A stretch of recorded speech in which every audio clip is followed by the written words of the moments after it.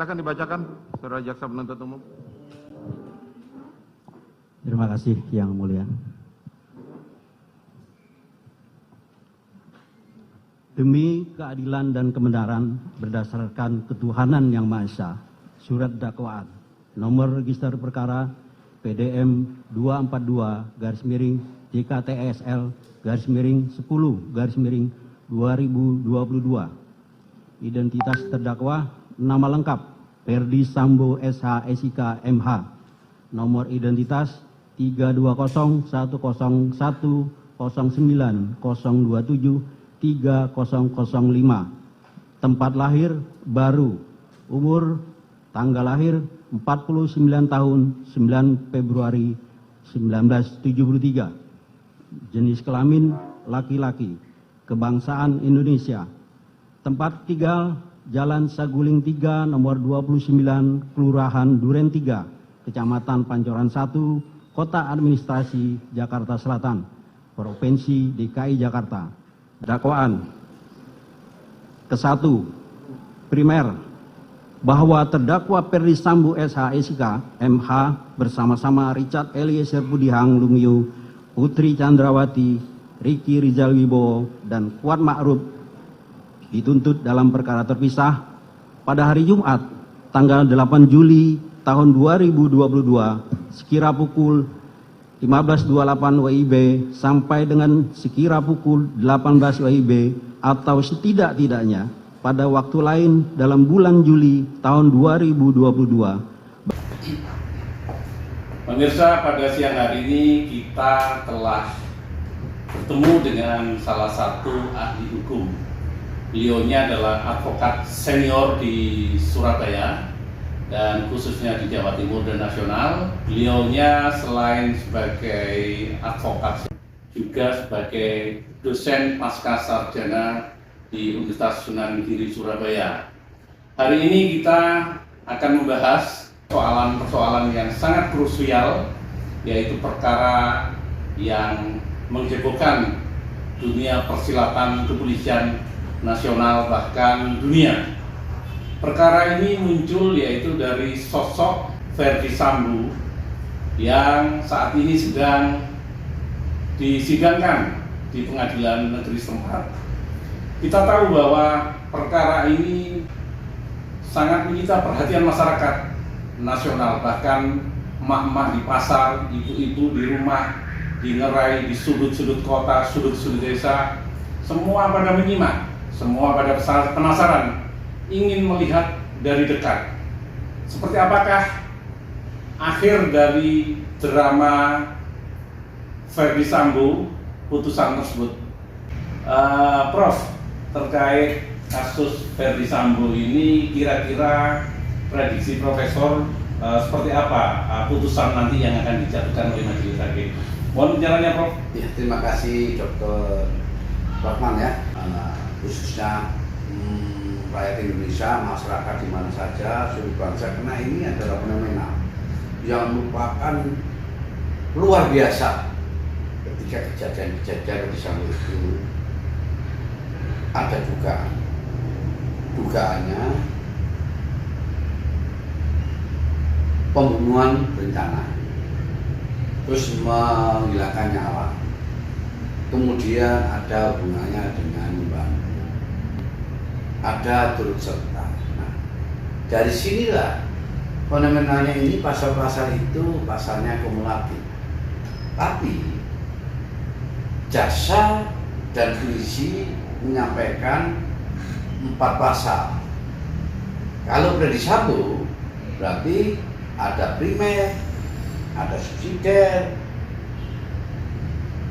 lebih subsidiar, dan lebih-lebih subsidiar. Nah, dari situlah nantinya kena pasal berapa. Tapi kalau ada hubungannya, ada dolusnya, ada vetnya, ada menterenya, berarti unsur sengaja itu ada, berarti masuk ke dalam sebab dan akibat. Nah, dalam arti sebab dan akibat, kausalitasnya demikian. Kalau itu ada sebab dan akibat, berarti ada jeda waktu, berarti masuk tentang perencanaan pembunuhan. ini bagaimana tetap pembunuhan terjadi. Nah, disengaja atau tidak sengaja, nanti yang bisa buktikan adalah proses hukum. Nah, proses hukum ini gak main-main.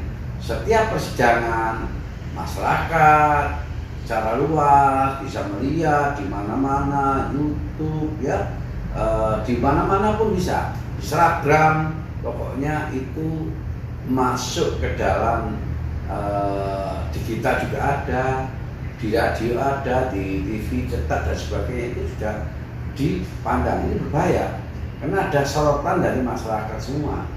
Nah ini hakim, jaksa terbebani juga.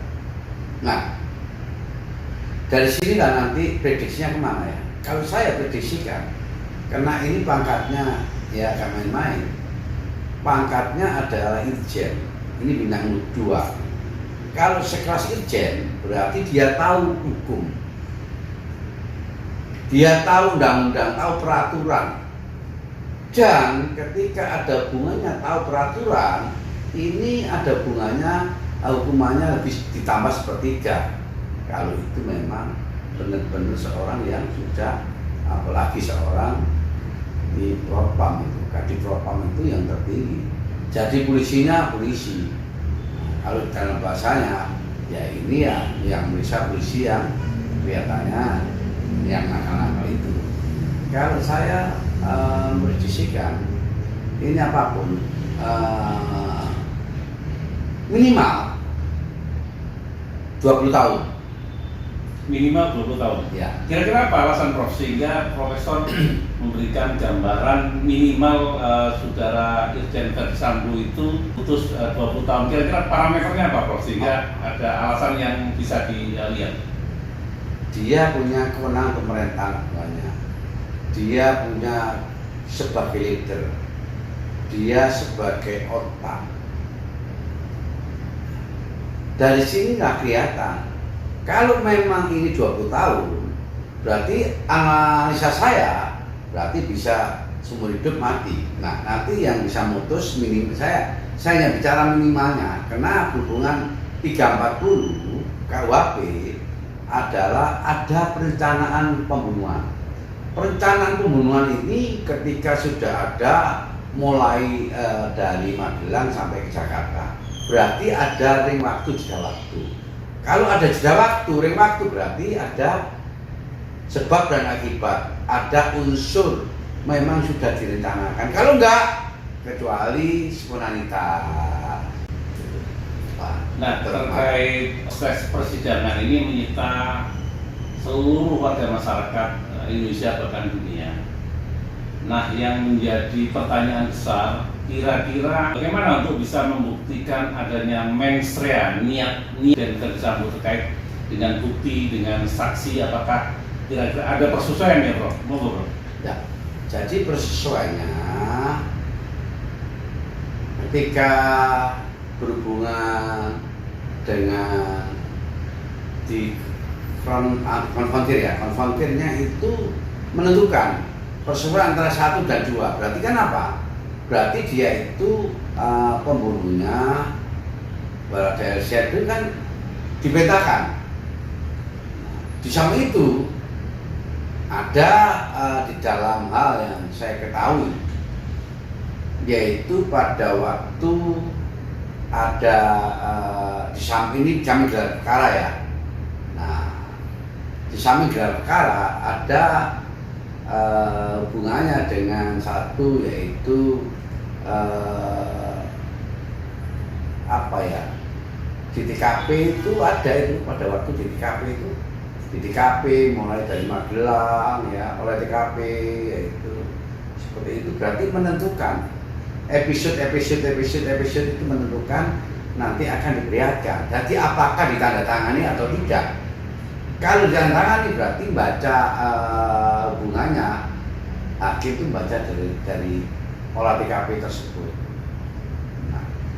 Prof, saya melihatnya bahwa keterkaitan 55 atau penganjur otak intelektual dadernya ini apakah Ibu PC ataukah saudara Verdi Sambo ataukah si saudara supir ini Kuat Ma'ruf ya? Kira-kira menggelindingnya ke arah mana nih bola panas ini? Bola panas ya otomatis orang yang punya peranan penting, orang yang punya kuasa penting, orang yang punya hubungannya perintah itu kan hubungannya. Kalau nggak ada perintah kan nggak mungkin akan terjadi seperti ini. Nah, kalau kita bicara masalah tentang putri, tentang tua, itu kan orang-orang yang berhubungan dengan orang-orang nggak bisa untuk mengeksekusi, untuk memerintahkan eksekusi. Nah, kalau dengan demikian apakah bisa kita bicara masalah pasal tentang norbernya, pembelaan terpaksa dan sebagainya? Bisa saja kalau apapun orang bunuh nggak ada pembelaan terpaksa, apalagi dalam hal ini ada perintah tugas, ini bisa saja untuk mengiring ke sana. Tapi saya kira hubungannya dengan pengakuan-pengakuan antara satu dan lainnya sudah cukup bukti. Kalau sudah berhubungan dengan dakwaan, berarti ini sudah merupakan sempurna dari berita acara pemeriksaan.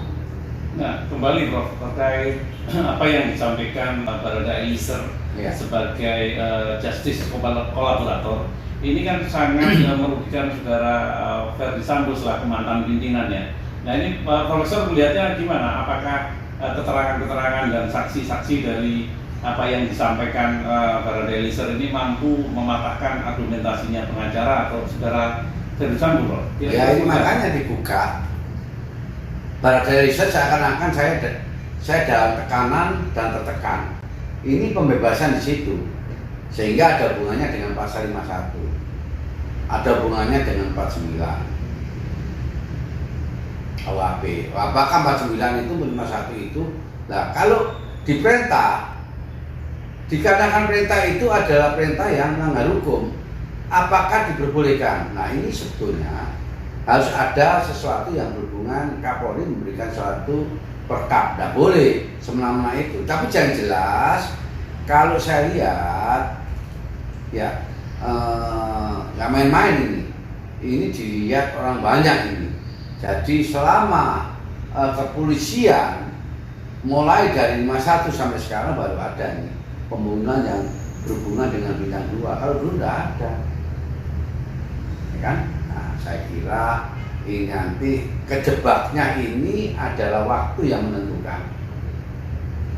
Waktu ini adalah jeda, karena tanpa jeda itu bukan 340, ya kan?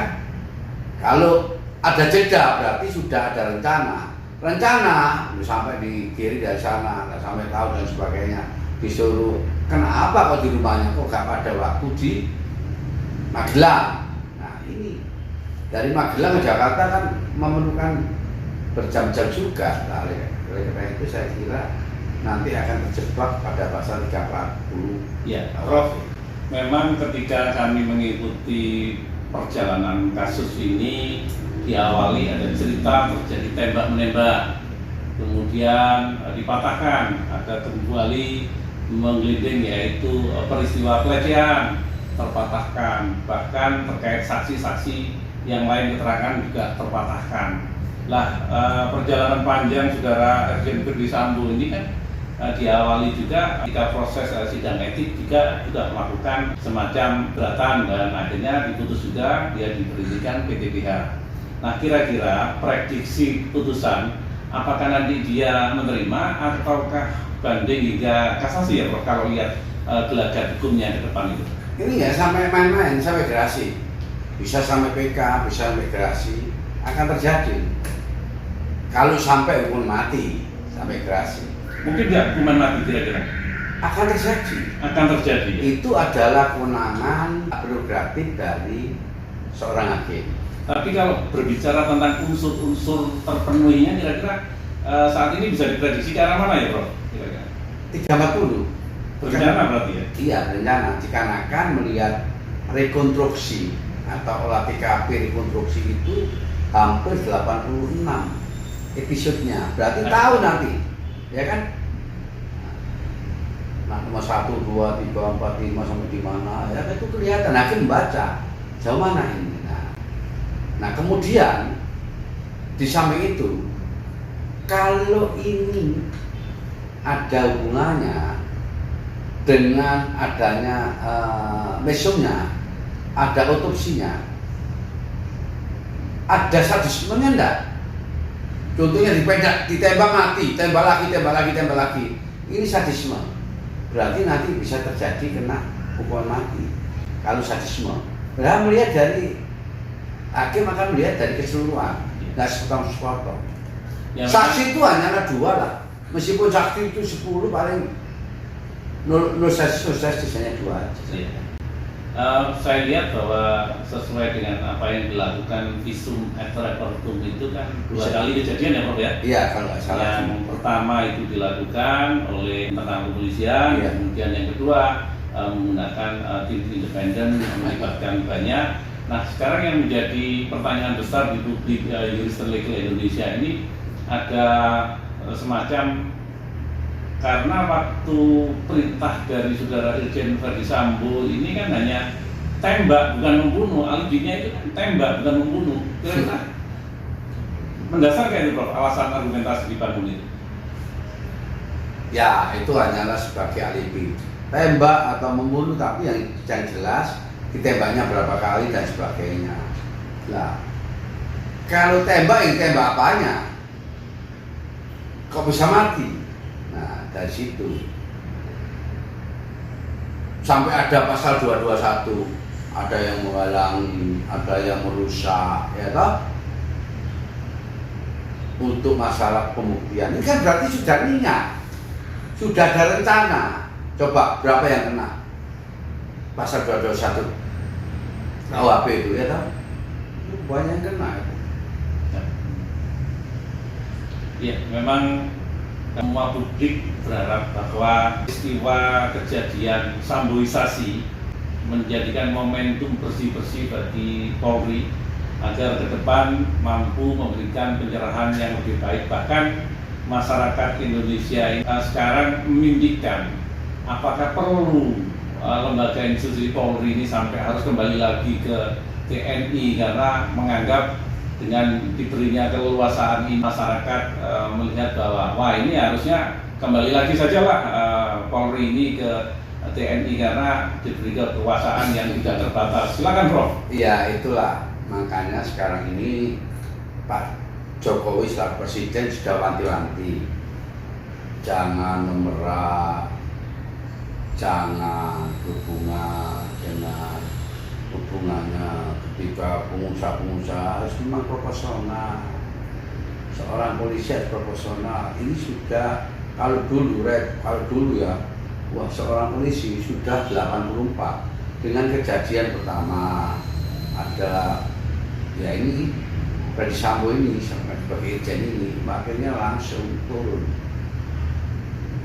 Kalau dulu memang bagus, kalau dilihat bagaimana integritas seorang kepolisian setelah adanya COVID, bagus. Sekarang turun, apalagi ada kejuruan, apalagi ada timnya, sampai dikumpulkan mulai dari Polres sampai Polda sampai ini kan berarti apa? Berarti sudah mandi-mandi. Ketika mampu nggak bersih-bersih Polri, mampu nggak Kapolri bersih-bersih tentang anak buahnya ke bawah? Kalau nggak mampu, ini akan terjadi nantinya, akan diambil alih kekuasaan lagi oleh militer. Itu yang berbahaya sekali bagi kepolisian. Kenapa? Karena bahwa kepolisian itu dianggap udah beli mobil, pokoknya rasis lah, Mewah gitu Pak. mewah, wah gitu loh. Ini tidak ada. Coba bayangkan dengan TNI yang lainnya. Kalau ini kepolisian TNI, bayangkan laut, angkatan udara kan hanya kehidupannya segitu saja, terkait dengan kepolisian. Nah masyarakat sudah melihat, bukan laporan dari mana, laporan dari tingkat bawah sampai tingkat atas sudah memberikan laporan. Sekarang nggak bisa. Nah ketika ada hubungannya dengan HP ini, segala sesuatu bisa membuat media juga main-main. Makanya hati-hati, jangan seperti dulu lagi. Semua itu bisa bicara, apapun bisa bicara. Ketika kalau dulu, wah media dulu, tapi sekarang enggak. Cukup dengan viral kan cukup. Nah, hati-hati. Sekarang semua tahu tentang buat satu HP dan sebagainya. Siap, baik Prof. Jadi berharap closing statement Profesor seperti apa buat bangsa dan negara ini, terutama institusi Polri harus dibawa kemana ke depannya ini Prof, agar terjadi kepercayaan publik terangkat kembali. Apapun kepolisian kita sangat membutuhkan, tetapi menjadilah polisi-polisi yang memang humanis seperti yang diharapkan, seperti polisi Sugeng dan yang lain. Nah itu, kalau kita bicara masalah Pak Sugeng, alhamdulillah hebat Pak Sugeng itu.